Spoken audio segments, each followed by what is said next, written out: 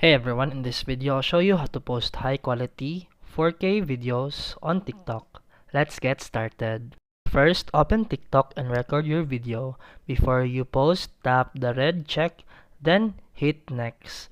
On this screen, scroll down and tap more options, then make sure allow high quality uploads is toggled on. Then again, go to your profile, then tap the three lines, then settings and privacy. Then scroll to data server and turn it off. Otherwise, TikTok will lower your video resolution to save data.